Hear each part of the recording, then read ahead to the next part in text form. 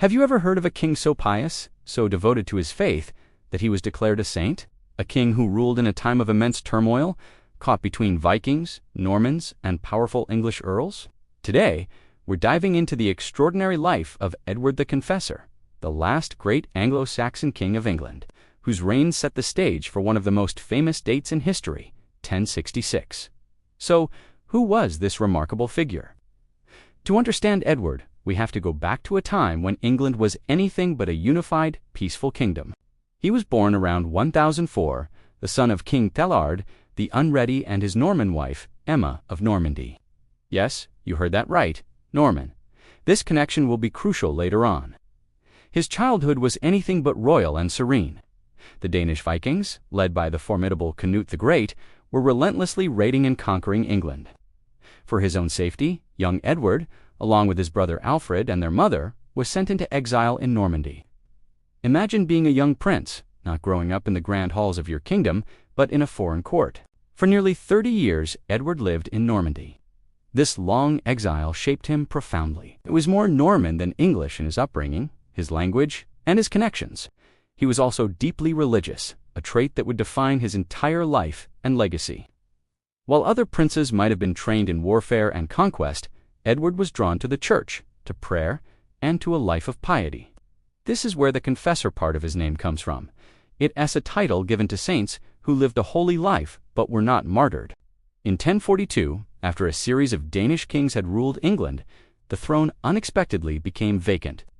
The English nobility, tired of foreign rule, decided to invite Edward back from exile. He was in his late 30s, a stranger to the kingdom he was meant to rule. He landed in an England that was a complex web of power, dominated by a few incredibly influential families, most notably the Godwins. The head of this family was Earl Godwin of Wessex, the most powerful man in England. To secure his position, Edward had to make a strategic move. In 1045, he married Godwin's daughter, Edith. Now, this is where things get interesting and a bit mysterious. Despite being married, Edward and Edith had no children. Later accounts, written after his sainthood, claim that Edward had taken a vow of celibacy, and their marriage was never consummated. Historians today debate this. Was it a holy vow, or was it a political power play? By not having a child with a Godwin, Edward prevented that ambitious family from having a direct blood claim to the throne. It's a fascinating historical puzzle. As a king, Edward was not a warrior like his predecessors. His long exile and religious nature made him more interested in peace, justice, and faith. He was often seen as gentle, sometimes even weak, by the aggressive warlords who surrounded him. But this might be an unfair judgment. Ruling England at that time was like walking a tightrope. Edward had to constantly balance the immense power of Earl Godwin and his sons, Harold and Tostig, against his own authority and his Norman friends, whom he brought to court. This created a huge amount of tension. The Anglo-Saxon nobles, particularly the Godwins, resented the influence of Edward's Norman advisors. They saw them as foreigners, taking up positions of power and wealth. This tension boiled over in 1051. A dispute in the town of Dover between the locals and Edward's visiting Norman brother-in-law escalated into a major crisis. Earl Godwin refused the king's order to punish the town, openly defying him. For a moment, it looked like civil war was inevitable. But Edward, showing unexpected steel, rallied support from other URLs who were rivals of Godwin. He outlawed the entire Godwin family and forced them into exile. For a brief period, Edward was in complete control of his kingdom. It's during this time that another key figure enters our story. William, the Duke of Normandy, yes, that William, the future conqueror, he visited Edward's court, and Norman sources later claimed that it was during this visit that Edward, childless, and with Norman blood himself, promised William the English throne. Whether this promise was actually made is one of history's great debates, but the claim itself would have enormous consequences. However, Edward's triumph was short-lived. The Godwins were too powerful and popular to be kept away for long. The very next year, in 1052, they returned with a fleet and an army. Edward, lacking the military strength to fight them, was forced to back down. He restored the Godwins to all their former glory and had to dismiss his Norman advisors. From that point on, while Edward was still the king, the Godwins, especially Harold Godwinson, after his father's death, held the real power in England. So, what did Edward do with his time? He focused on his true passion, his faith. He poured his energy and resources into a grand project, the construction of a magnificent new church in London. This was no ordinary church. It was to be a massive Romanesque-style abbey, unlike anything seen in England before. He dedicated it to St. Peter, and it was located just west of the city of London. This is the origin of the name Westminster Abbey. It was his life's work, a symbol of his piety and his legacy. He wanted it to be his final resting place.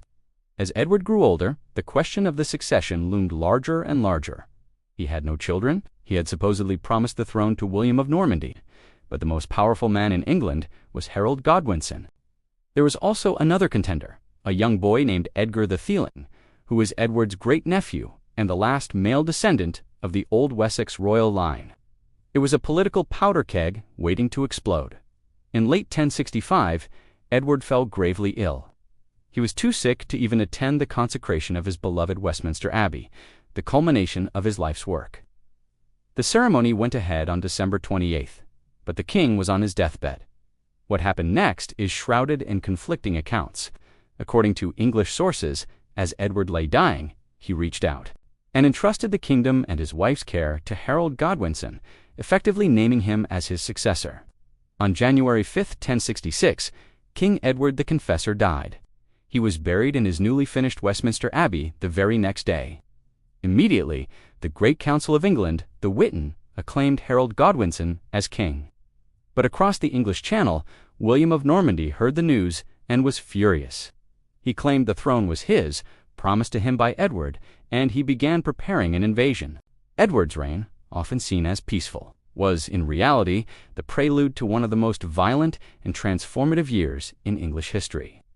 His childlessness, his Norman sympathies, his complicated relationship with the Godwins, and his alleged promises all contributed to the succession crisis of 1066. This crisis led to two major invasions, one by the Norwegian king Harald Hardrada and the other by William of Normandy. It ended with the Battle of Hastings, the death of King Harold, and the Norman conquest of England, which changed the course of the nation's history forever. But Edward's story doesn't end with his death. His reputation for holiness grew. Miracles were said to occur at his tomb. The Norman kings, who had overthrown his kingdom, ironically found it useful to promote the cult of the last legitimate Anglo-Saxon king. It helped legitimize their own rule.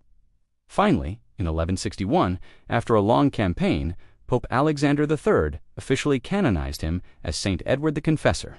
He became one of England's national saints, a symbol of a lost, pious Anglo-Saxon age.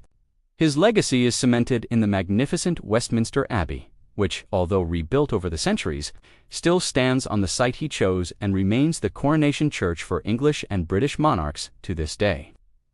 Edward the Confessor was a king of contradictions, an Anglo-Saxon raised as a Norman, a pious man in a violent age, a king who ruled but didn't always hold power. His life and death directly led to the end of Anglo-Saxon England, yet he became its most revered royal saint, a fascinating figure whose influence is still felt almost 1,000 years later. Thanks so much for watching. If you enjoyed this journey back in time, please hit that like button and subscribe for more deep dives into history's most compelling characters.